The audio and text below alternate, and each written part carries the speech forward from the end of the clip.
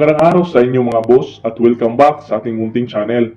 Isang undefeated Argentinian boxer ang tinalo ni Nonito Donaire na umabot sa unanimous decision.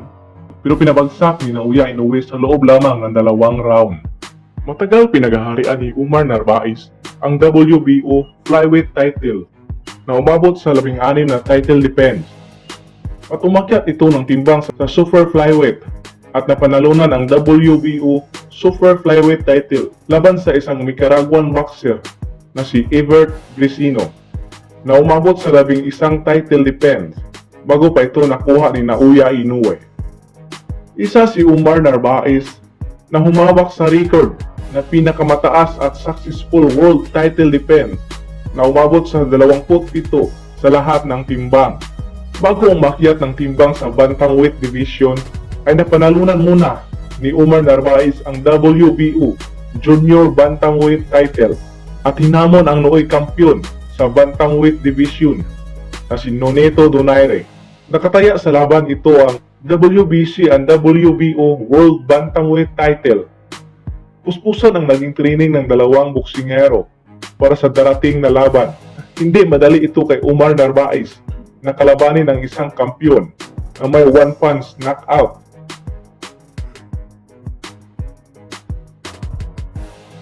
At delikadong left hook sa unang laban ni Nonito Donaire sa nooy kampiyon na si Fernando Montel at tinapos lang ito ng isang pamatay left hook sa round 2. Saktong-saktong tuwama sa ulo ng kampiyon. Ito ang laban na hatid kay Nonito Donaire para maging pound for pound boxer sa taong 2011 at mapanalunan ang Fight of the Year Award. Taong 2011, naglaban si Nonito Donaire at nooy undefeated na si Umar Andres Narvaez para sa WBC and WBO World Bantamweight title. Sa naging laban ni Umar Andres sa kampiyon na si Nonito Donaire ay nahirapan ito ng gusto. Busa ng mga natatagong taktika sa loob ng ring at malalakas na mga suntok. Hanggang ang laban nila ay umabot sa round 12 at umabor ito sa nooy kampiyon. Nanalo si Nonito Donaire sa unanimous decision at nadipinsahan nito ang kanyang title belt.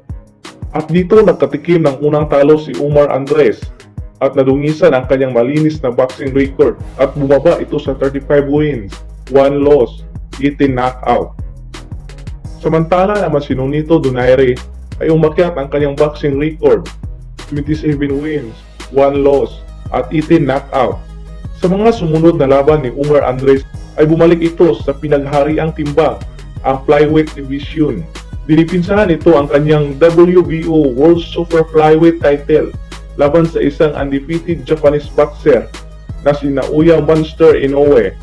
Ginanap ang title fight sa bansang Japan na noon ay may edad si Naoya Inoue na 21 taong gulang at may boxing record na 7 wins, walang talo at 6 knockout.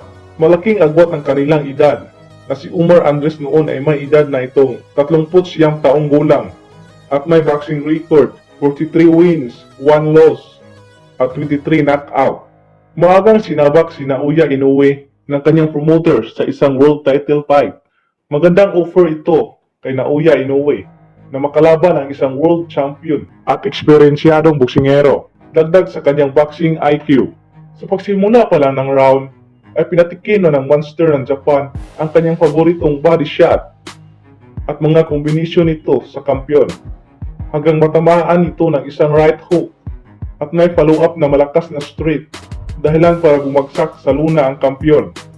Muli mang nakatayo ang kampiyon pero bumagsak muli ito sa pangalawang beses matapos matamaan ang mga kombinasyon. Panay atras na lang ang ginagawa ng kampiyon sa round 1 para makasurvive ito sa natamong pagbagsak. Pag-umpisa pa lang ng round 2 ay naging agresibo na si Narvaez. Unang bumato ng mga suntok pero hindi pa rin ito nakahanap ng saktong distansya. Hanggang batamaan ito ng isang counter left hook dahilan para bumagsak ulit sa luna. Hanggang sa 20 segundo na lang ang titira sa round 2 ay dito nakatama ng isang malinis na body shot si Inoue dahilan para mapaluhod ang kampiyon at mamilipit sa sakit. Panalo si Naoya the Monster Inoue via knockout sa round 2. Naging madali lang ni Inoue sa pagkuha ng title belt sa nooy kampiyon na si Umar Narvaez At ito ang kauna-unahang knockout sa boxing career ni Narvaez. Ang hindi nagawa ni Nonito Donaire ay nagawa ni Naoya Inoue na pabagsakin sa unang pagkakataon si Narvaez. So yan na po ang ating video sa ngayon mga boss. Maraming salamat po.